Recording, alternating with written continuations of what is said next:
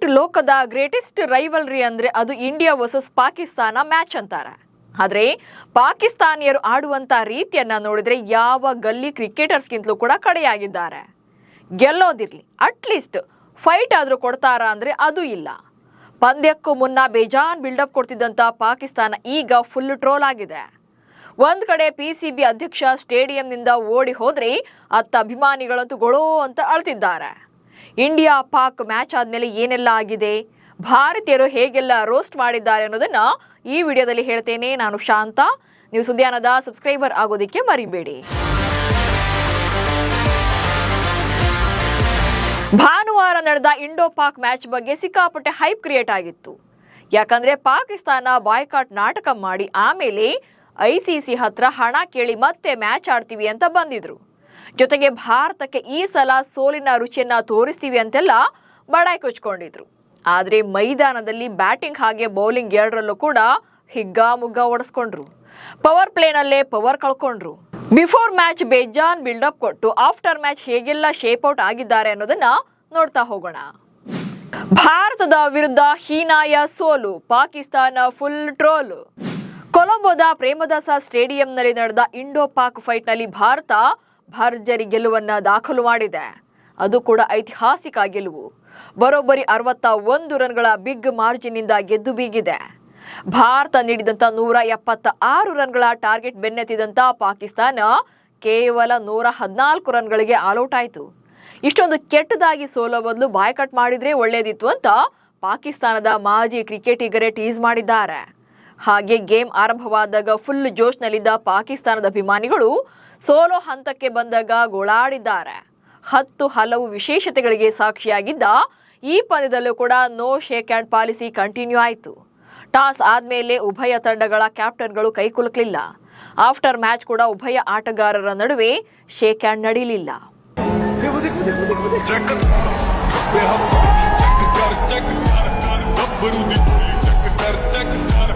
ಒಂದ್ ಕಡೆ on field ನಲ್ಲಿ ಆಟಗಾರರು ಕೈ ಕುಲುಕದೆ ಮ್ಯಾಚ್ ಹೀಟಪ್ ಆಗ್ತಾ ಇದ್ರೆ, ಇತ್ತ ಅಭಿಮಾನಿಗಳು ಕೂಡ ಫುಲ್ ಜೋಶ್ನಲ್ಲಿ ತಮ್ಮ ಟೀಮ್ಗಳಿಗೆ ಸಪೋರ್ಟ್ ಮಾಡ್ತಿದ್ರು.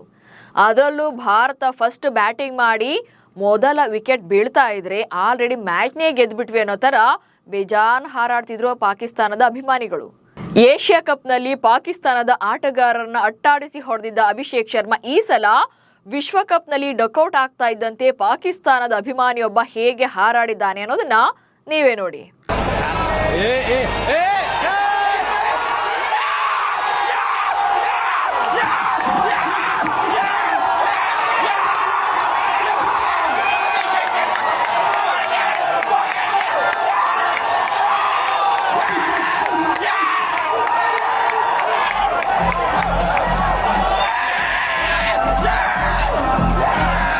ಆಕ್ಚುಲಿ ಪಾಕಿಸ್ತಾನಿಯರಿಗೆ ಸ್ವಲ್ಪ ಖುಷಿ ಪಡೋ ಕಾರಣ ಆಗಿದ್ದೆ ಅಭಿಷೇಕ್ ಶರ್ಮಾ ಔಟ್ ಆಗಿದ್ದು.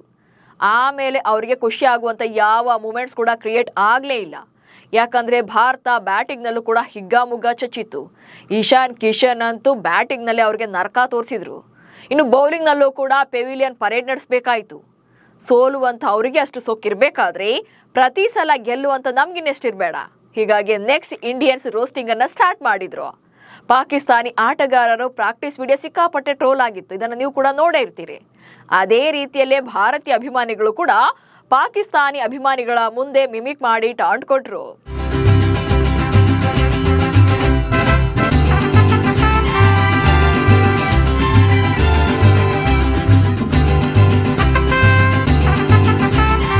ಇಷ್ಟಕ್ಕೆ ಸುಮ್ಮನಾಗ್ತಾರಾ? ಚಾನ್ಸೇ ಇಲ್ಲ.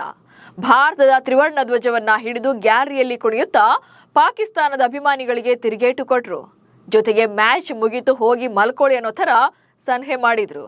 ಒಂದ್ ಕಡೆ ಹೀನಾಯವಾಗಿ ಪಂದ್ಯವನ್ನ ಸೋಲ್ತಿದ್ದಂತ ಪಾಕಿಸ್ತಾನಿಯರಿಗೆ ಭಾರತೀಯರ ಸೆಲೆಬ್ರೇಷನ್ ಇನ್ನೂ ಉರಿ ತರಿಸಿದಂತಿತ್ತು.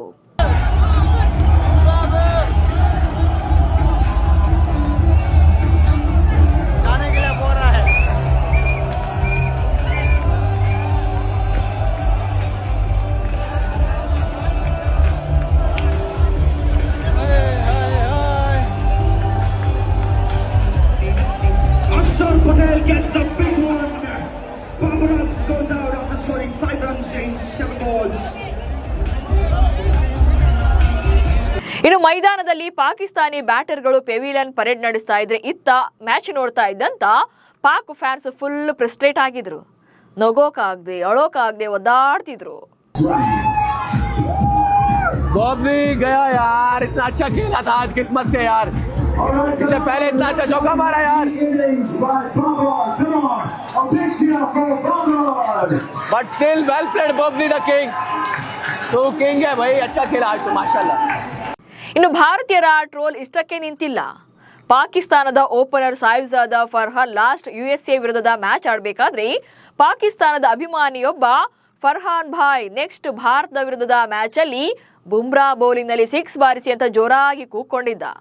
ಈ ವೇಳೆ ಫರ್ಹಾನ್ ಕೂಡ ಓಕೆ ಎನ್ನುವಂತೆ ರಿಯಾಕ್ಟ್ ಮಾಡಿದ್ರು. ಆದ್ರೆ ಫಸ್ಟ್ ಓವರ್ ನಲ್ಲಿ ಫರ್ಹಾನ್ ಡಕ್ಔಟ್ ಆಗಿದ್ದು ಕೂಡ ಟ್ರೋಲ್ ಆಗಿದೆ. फरहान भाई इस बार बुमराह को छक्के मार के ना पूरी 32 घंटे की फिल्म बनाएंगे इंशाल्लाह, छोड़ना नहीं.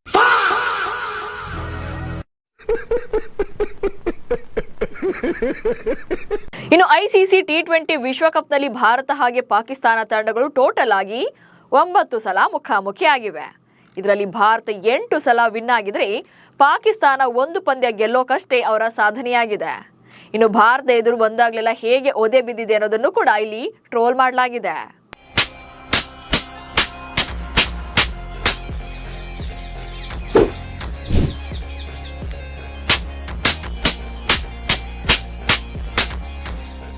ಇನ್ನು ಭಾರತ ಪಾಕ್ ಮ್ಯಾಚ್ ಅಂದಾಗ ಭಾರತವೇ ಗೆಲ್ಲೋದು ಅಂತ ಪಾಕಿಸ್ತಾನಕ್ಕೂ ಗೊತ್ತು, ಅಲ್ಲಿನ ಅಭಿಮಾನಿಗಳಿಗೂ ಕೂಡ ಗೊತ್ತಿತ್ತು.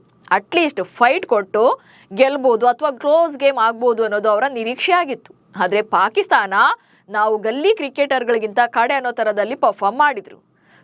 ಸೋಲಿ, ಆದ್ರೆ ಇಷ್ಟು ಕೆಟ್ಟದಾಗಿ ಯಾಕೆ ಸೋಲ್ಬೇಕು ಅಂತ ಪಾಕಿಸ್ತಾನದ ಅಭಿಮಾನಿಯೊಬ್ಬ ಕಣ್ಣೀರಿಟ್ಟಿದ್ದಾನೆ.